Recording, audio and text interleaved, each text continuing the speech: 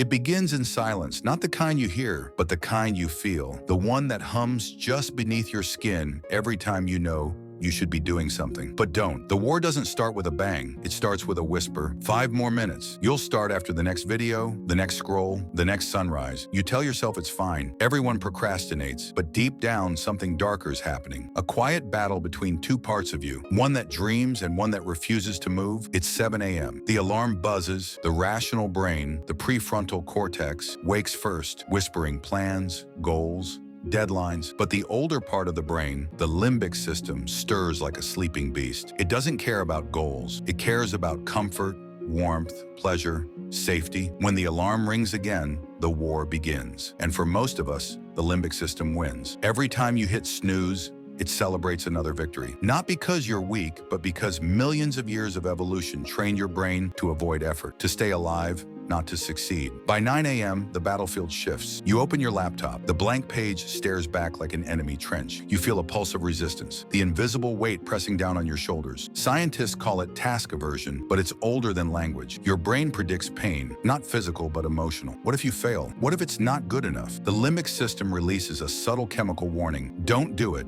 You scroll instead. Dopamine surges like a counterfeit victory. You feel productive, safe, rewarded. The prefrontal cortex retreats. For a moment, everything feels fine. You convince yourself you're researching, thinking, preparing. But the truth is harsher. You're defending the comfort zone, a psychological fortress your brain built to protect you from discomfort. Inside that fortress, time dissolves. Minutes, hours, days, gone. Every distraction is a bullet fired at your own potential. Every notification, a tiny detonation inside your focus. You don't even notice you're losing. Not yet. By noon, fatigue sets in. Not the tiredness of work, the tiredness of not working. You've spent more energy resisting the task than it would have taken to finish it. Your brain begins to glitch. The same system that once helped humans survive predators now sees your to-do list as a threat. It floods your body with cortisol, stress, anxiety. You crave relief, a nap, a snack, another scroll, anything but progress. The war inside your mind doesn't need to defeat you, it just needs to distract you long enough for you to surrender. At 3 p.m., something changes. A flicker of clarity breaks through the noise, maybe a quote,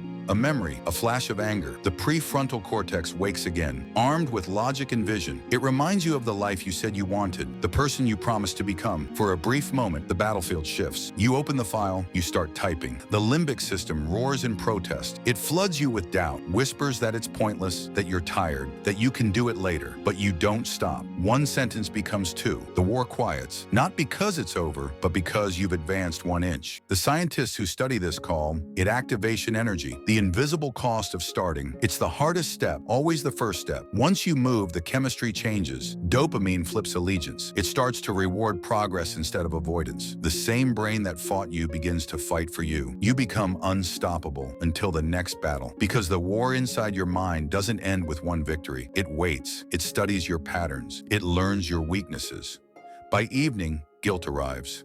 The unproductive hours weigh heavier than hunger. You promise yourself tomorrow will be different, but your brain doesn't speak the language of promises. It only understands patterns. You've taught it that comfort equals safety, and it's been listening. Every time you gave in, it learned. Every time you delayed, it adapted. You didn't lose control, you trained it to take control. Night falls. You lie in bed scrolling through the fragments of other people's victories, feeling both inspired and ashamed. You know you could do more. You always did. But knowledge alone isn't enough, because this war isn't fought with inspiration, it's fought with interruption. The moment you stop obeying your impulses and act before your brain can argue. The soldiers who win aren't the smartest or the most motivated. They're the ones who move through resistance without waiting to feel ready. Midnight, the world sleeps, but the war rages on in a billion minds. Students, artists, dreamers, all trapped in the same invisible battle between the now and the later, between who they are and who they could be. Some will lose tonight, some will win. And a few, the rare few, will learn to live inside the war, to hear the whisper